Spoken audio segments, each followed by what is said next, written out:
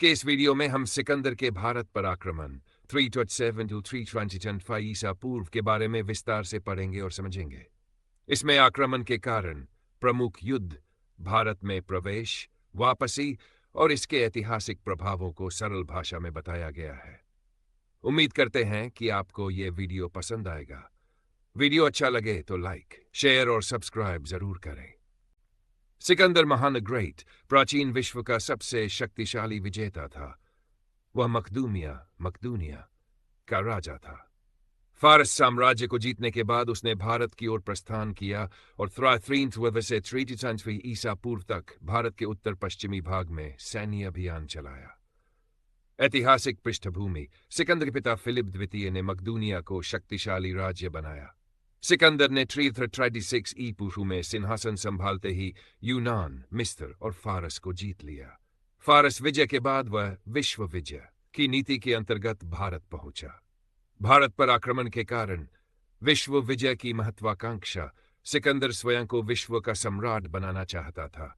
भारत की अपार समृद्धि, सोना, हाथी, मसाले और उपजाऊ भूमि की प्रसिद्धि। राजनीतिक विभाजन, उत्तर पश्चिम भारत छोटे छोटे राज्यों में बांटा हुआ था। फारसी शासकों से जानकारी, फारस के अभिलेखों में भारत की प्रशंसा। भारत में प्रवेश, सिकंदर ने खैबर दर्रा पार कर भारत में प्रवेश किया। सबसे पहले वह गांधार क्षेत्र पहुंचा। यहां कई स्थानीय कबीलों ने उसका विरोध किया, लेकिन सिकंदर ने कठोर युद्धों से उन्हें पराजित किया। तक्षशिला और राजा आम्भी, तक्षशिला के शासक राजा आम्भी ने बिना युद्ध सिकंदर की अधीनता स्वीकार कर ली। आम्भी ने सिकंदर को धन, सैनिक और हाथी प्रदान किए।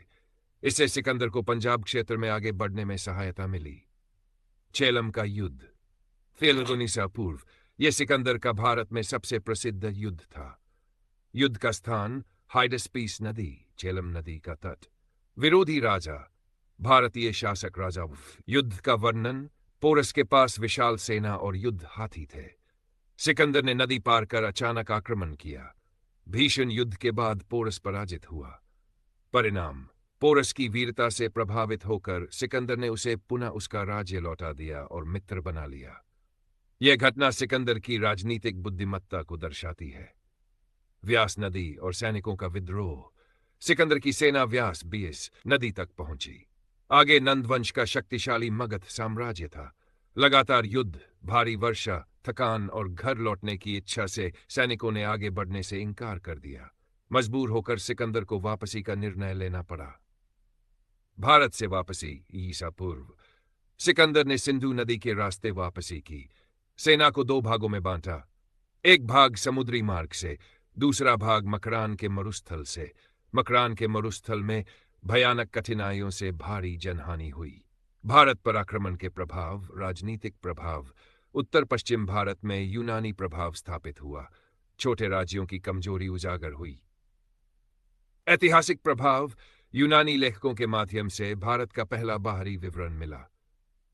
भारतीय शासकों को एकीकृत साम्राज्य की आवश्यकता का बोध हुआ। आगे चलकर मौर्य साम्राज्य के उदय की पृष्ठभूमि बनी। सिकंदर भारत को पूर्ण रूप से जीतने में असफल रहा।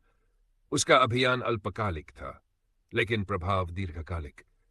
भारतीय इतिहास में यह एक महत्वपूर्ण मोड़ माना जाता है। निष्कर्ष, 335 ईसा पूर्व का सिकंदर का भारत अभियान सैन्य दृष्टि से सीमित, लेकिन ऐतिहासिक दृष्टि से अत्यंत महत्वपूर्ण था।